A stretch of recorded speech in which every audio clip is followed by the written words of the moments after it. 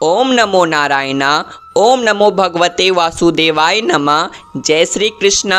राधे राधे। आखिर कुमारी क्यों है माता वैष्णो देवी? माता के अधिकांश स्वरूप सुहागिन की तरह पूजे जाते हैं। फिर माता वैष्णो देवी कुमारी कन्या रूप में क्यों पूजी जाती है? इसके पीछे एक पौराणिक कथा है। कथा कुछ इस प्रकार से है। त्रेता युग की बात है। दक्षिण भारत के रामेश्वरम में समुद्र तट पर एक सुंदर गांव था। रत्नाकर पंडित यहीं रहते थे। रत्नाकर शिवजी और मां आदिशक्ति के बड़े भक्त थे। गांव शहर में रत्नाकर का मान तो बहुत था, पर कोई संतान ना थी। रत्नाकर की पत्नी हमेशा मां आदिशक्ति से संतान की गुहार लगाती रहती थी। उन्होंने लगातार कई वर्षों तक मां की पूजा अर्चना की। कई सालों से संतानहीन रत्नाकर की पत्नी की प्रार्थना एक दिन मां ने सुन ली। वह गर्भवती हुई तो एक रात रत्नाकर के सपने में एक बालिका ने आकर कहा, मैं तुम्हारे घर आ रही हूँ, पर एक शर्त पर। मैं जो कुछ करना चाहूँ रोकोगे नहीं। पुजारी और सिद्ध पंडित रत्नाकर को यह आभास हो गया कि मां आदिशक्ति के सत, रज और तम को दिखाने वाले तीन रूप महासरस्वती, महालक्ष्मी और महादुर्गा ने मिलकर ही इस कन्या का रूप लिया है। नियत समय पर इस दिव्य कन्या का जन्म हुआ। रत्नाकर को यह भी पता चल गया था कि यह कन्या मां आदिशक्ति ने धर्म की रक्षा के लिए ही प्रकट की है। रत्नाकर उसी भाव से कन्या का लालन पालन करने लगे। तीनों महाशक्तियों के मिलन के उस स्वरूप को उन्होंने त्रिकुटा नाम दिया। त्रिकुटा का स्वभाव जन्म से ही अनूठा था। बचपन से ही वह पूजा पाठ और धार्मिक कार्यक्रमों को देखकर प्रसन्न होती थी।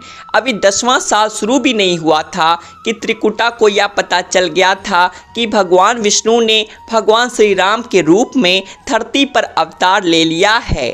त्रिकुटा ने यह व्रत ले लिया कि वह भगवान श्री राम से ही विवाह करेगी, अन्यथा आजीवन अविवाहित रहेगी। त्रिकुटा ने अपने पिता से कहा कि वह रामेश्वरम के तट पर रहकर तपस्या करना चाहती है। शर्त के मुताबिक रत्नाकर ने उसे नहीं रोका। 10 वर्ष की उम्र से ही त्रिकुटा समुद्र तट पर एक कुटी बनाकर रहने लगी। वह भगवान श्री राम को पति मानकर उनको पाने के लिए कठोर तप करने लगी। इसी तरह घोर तप करते हुए त्रिकुटा को बहुत वर्ष बीत गए। सीता हरण के बाद भगवान श्री राम लक्ष्मण के साथ दल बल लेकर सीता की खोज करते हुए रामेश्वरम पहुँचे। श्री राम को पुल बांधने तक यहाँ ठहरना था। भगवान एक दिन विचरण कर रहे थे, तभी समुद्र तट पर एक तेजस्विनी ध्यान मग्न कन्या को देख बहुत चकित हुए।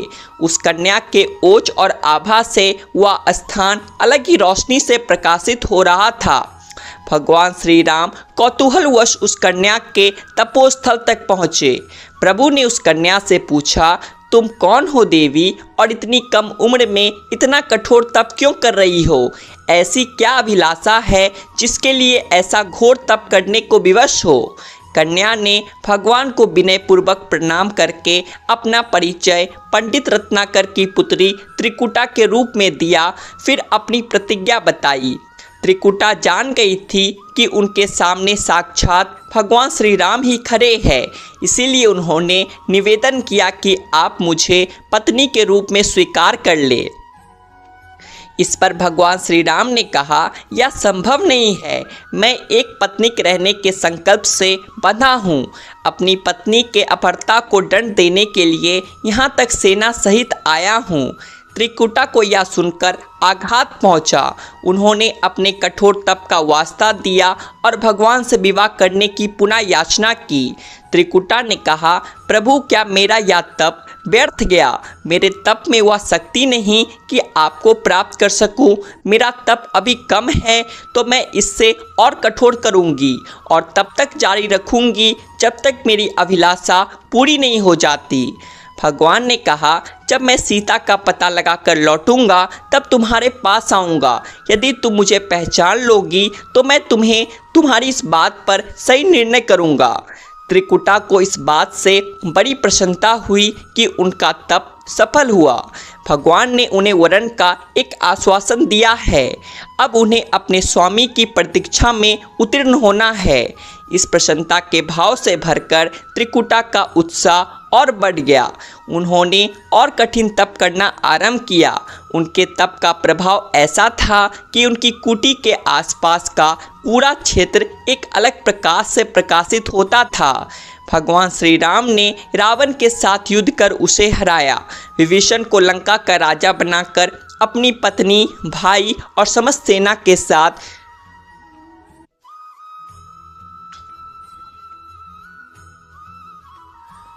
वह अपने नगर को लौटने लगे। प्रभु लंका विजय के बाद पुष्पक विमान पर सवार होकर लौट रहे थे। उन्हें त्रिकुटा को दिया अपना वचन भी पूरा करना था। रामेश्वरम के तट पर पहुंचते ही भगवान ने विमान रुकवा दिया। सभी कौतूहल में पड़ गए थे तो प्रभु ने उन्हें कुछ पल की प्रतीक्षा करने को कहा। उसके बाद वह अकेले ही चल पड़े। सारी सेना भगवान की आज्ञा के अनुसार वहीं ठहर कर उनकी प्रतीक्षा करने लगी। श्री राम ने एक अत्यंत बूढ़े ब्राह्मण का वेश बनाया और देवी त्रिकुटा के पास पहुँचे। प्रभु उनके पास कुछ पल रुके पर त्रिकुटा उन्हें पहचान ही ना सकी। भगवान ने उन्हें अवसर दिया पर उनकी लीला को देवी त्रिकुटा भांप ना पाई। तब भगवान श्री राम अपने असली रूप में आ गए। उन्होंने त्रिकुटा से कहा, देवी, मैं आपको दिए वचन के अनुसार आपके पास आया था, परंतु आप इस परीक्षा में सफल ना हो पाई। वैसे भी इस जन्म में सीता से विवाह कर मैं एक पत्नी व्रत का प्रण लिया हूँ, इसीलिए तुम्हारे साथ विवाह तो असंभव ही था। देवी त्रिकुटा कुछ निराश हो गई। भगवान ने उनकी मनोस्थिति समझ ली और मधुर वचन में बोले। भगवान ने कहा, आपको निराश होने की आवश्यकता नहीं है। आपका संकल्प पक्का है, इसलिए मैं इसे खाली नहीं जाने दूंगा। इस युग में मैं व्रतधारी होने के कारण विवश हूँ। कलयुग में मैं जब कल्कि के रूप में अवतार लूँगा तब मैं तुम्हें अपनी पत्नी रूप में अवश्य स्वीकार करूँगा। तब तक तुम हिमालय स्थित त्रिकुट पर्वत पर जाकर तप करो और मेरे अवतार की प्रतीक्षा करो। भगवान ने उन्हें वरदान देते हुए कहा, तुम भक्तों के कष्ट और दुखों का नाश करते हुए इस संसार का कल्याण करती रहो। विष्णु का अंश होने के कारण उनके कुल में अवतार होने तथा विष्णु पूजक होने के नाते सारा संसार तुम्हें माता वैष्णो देवी के रूप में पूजेगा। कलयुग में तुम्हारे लिए कुछ भी अदय नहीं होगा। जो भी भक्त भक्ति भाव से तुम्हारी पूजा अर्चना करेंगे उन्हें तुम सर्वस्व प्रदान करोगी। भगवान श्री राम यह वरदान देकर चले गए। त्रिकुटा श्री राम से मिले इस वचन से अत्यंत प्रसन्न थी। उन्होंने प्रभु के आदेशानुसार संसार के कल्याण का संकल्प लिया। त्रिकुटा उत्तरी भारत के मानिक पर्वत श्रृंखला की 3 पहाड़ों वाले त्रिकुट पर्वत पर तप के लिए आ गई। वहीं माता वैष्णो देवी के नाम से विराजमान है। श्री हरि का वरदान होने के कारण वैष्णो माता भक्तों की सभी मनोकामनाएं पूरी करती है। इसीलिए माता का स्वरूप कुमारी का है। वह श्री हरि के कल्कि अवतार की प्रतीक्षा कर रही है। उस अवतार के बाद भगवान उन्हें स्वीकारेंगे और संभव है माता वैष्णो देवी को किसी अन्य धाम पर भी स्थान दे और उन्हें कुछ अन्य दायित्व भी दे। यह कथा लोक श्रुति पर आधारित है और दक्षिण भारत की बहुत प्रसिद्ध लोक श्रुति है। माता वैष्णो देवी के पास श्रद्धापूर्वक भक्ति के साथ आने वाले भक्तों की मनोकामना माता अवश्य पूर्ण करती है। आशा करता हूँ दोस्तों आपको वैष्णो माँ की यह कथा अच्छी लगी होगी। तो वीडियो को एक लाइक करें और ऐसी ही और कथाओं के लिए आपके अपने चैनल आध्यात्मिक संसार को सब्सक्राइब भी कर ले। हम फिर मिलेंगे आपसे ऐसी ही एक नई आध्यात्मिक कथा के साथ। तब तक के लिए बोलिए जय माँ वैष्णो देवी।